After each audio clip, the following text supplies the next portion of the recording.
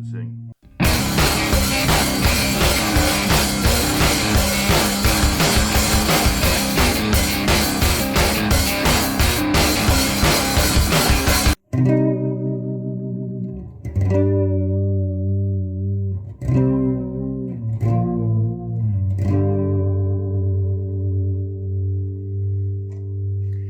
A recent interaction on Facebook with a gentleman named Yevgeny got me to thinking about how I have pretty much never used the whammy bar, especially not for Bass 6. Now, Yevgeny had recently purchased a used Eastwood Sidejack Bass 6, and it came without a tremolo arm. And seeing as how I am not at a loss when it comes to Eastwood tremolo arms, I just sent him one. And then I realized that I have been playing on these instruments for nearly 10 years and have pretty much never used one except to make a demonstration video like this. So let's get to town and whammy around. And since this is the last day before the new neighbors move in, I can pull out the big guy for some serious bass sounds instead of using the little guy I usually use. But first, a quick word about the instrument itself. As you can see, the Eastwood Bass VI is simply a regular Eastwood Sidejack DLX with a huge honkin' 30-inch scale neck grafted on, boasting an enormous headstock and massive machine heads, strung 26 to 95 and tuned E to E, a full octave below regular guitar. The body, however, is identical to that of a standard sidejack, so keep that in mind if you ever feel the need to swap out the pickups or install a buzz stop. This fine product of Korea certainly gets the FFF award for flawless fit and finish, but the main focus here is on its bridge and tailpiece. It might look like a Jazzmaster setup, but it's actually a regular tune-o-matic with roller saddles, which all guitars should have.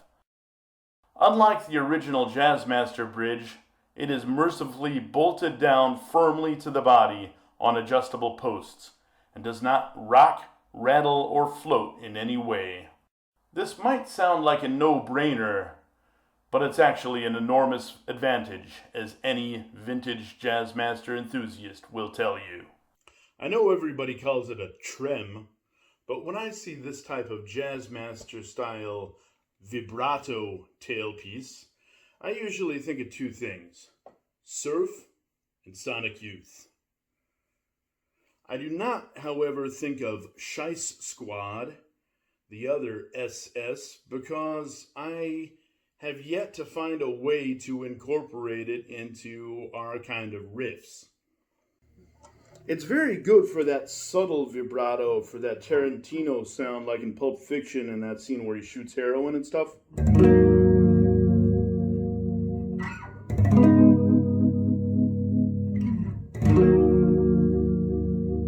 But it's hard to play a bass line and use the whammy at the same time.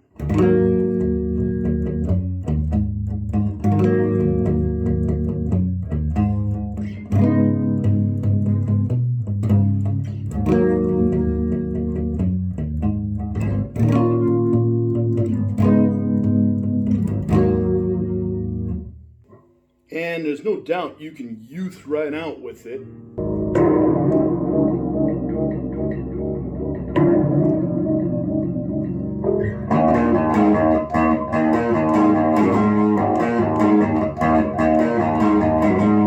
Like on Catholic Black Op's Sister, which is one of my favorite albums, or you can do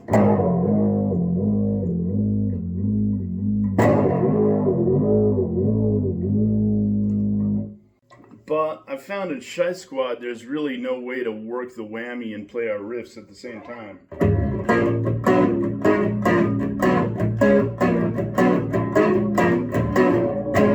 I guess for Bumstunger you could do it.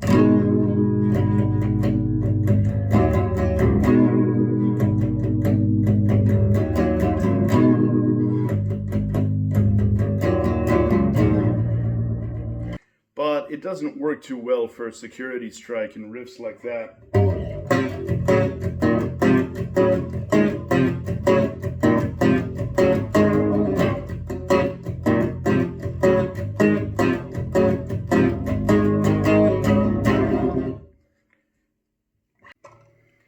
So yeah, people tend to get all fascinated by the whammy bar, but believe it or not, there's a lot you can do on this bass without the use of the vibrato.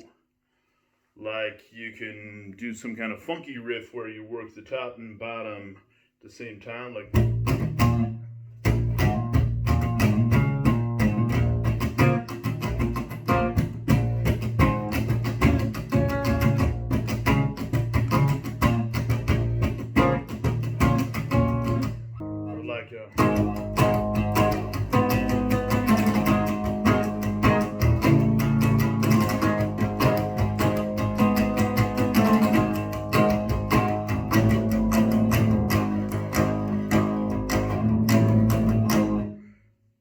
Shice Forum classic for you.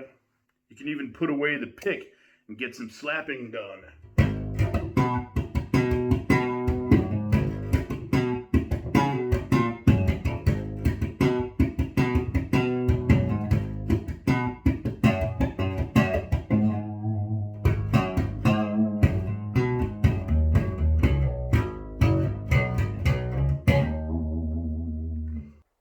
And now you can watch me work the wang bar to some outrageously long-winded voiceover commentary.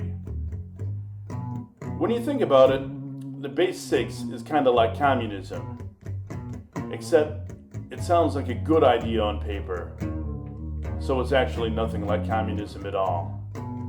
But the first time you try to implement it in practice, you might be in for a surprise.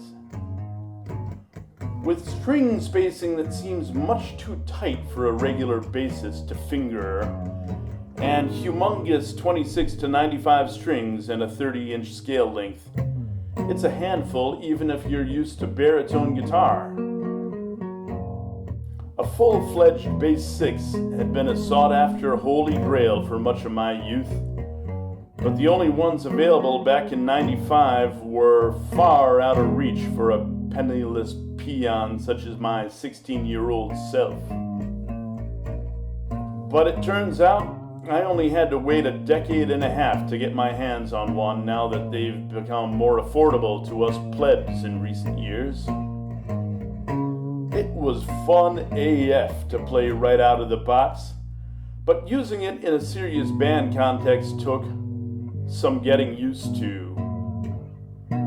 In fact, I have yet to compose a full-fledged Shy Squad song written specifically for Bass VI, but I'm working on it. And then there's the age-old question that still clutters up guitar nerd forums to this day. What are you supposed to use it for? The answer, of course, is two-piece bands playing independent alternative rock. Why? Because that's what I do with it.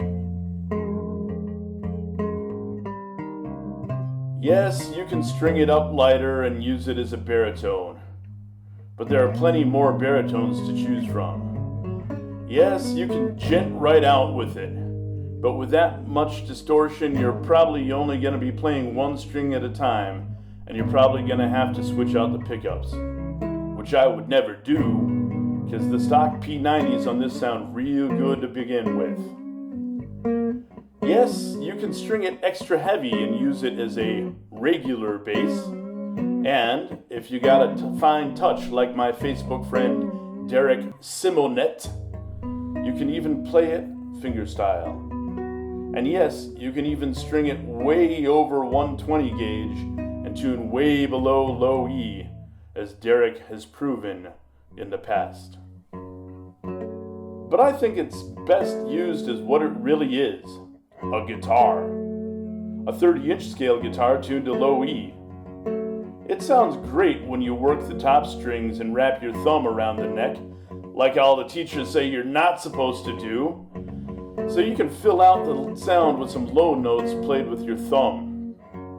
Needless to say, I am quite set in my non-musical ways and will be happy to entertain your own ideas as to how this instrument is supposed to be used, if you would be so kind as to post them in the comments below. And by all means, post links to your band where you use a Bass 6. And then there's the question of that vibrato. Even though it's only been affordable to us hoi polloi in the last 10 to 15 years, the Bass 6 has been around forever. Dan Electro brought out something kind of like a Bass 6 with a stop bridge in 1956. And then there was some kind of bajo sex toy way back when. But it was Fender that brought out the classic Bass 6 in 1961. Basically a 30-inch Jazzmaster type thing with a whammy bar that has now become de rigueur on the more affordable 6s of today, even though it is marginally useful in my hubristic opinion. But since it's classic vintage, Eastwood, never one to leave out the gadgets, had to have the whammy bar too. And that's what brings us full circle to this outrageously long-winded whammy bar diatribe.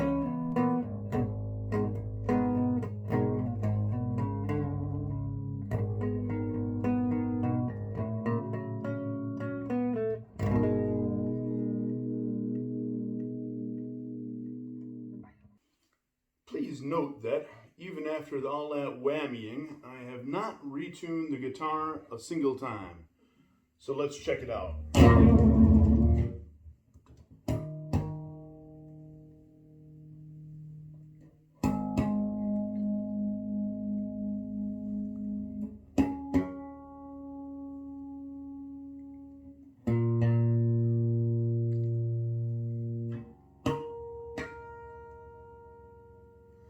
All right, not too bad.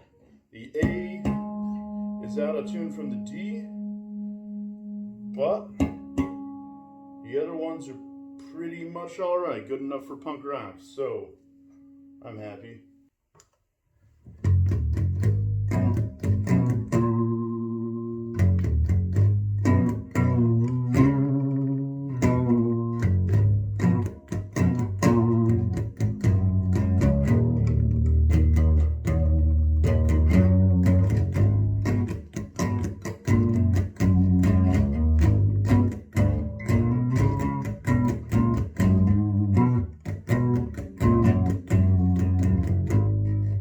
Well, there you have it, folks. The Eastwood Bass VI Sidejack and its vibrato bar in all of its glory. And of course, no Shy Squad video would be complete without your Rundum Sorglos outro.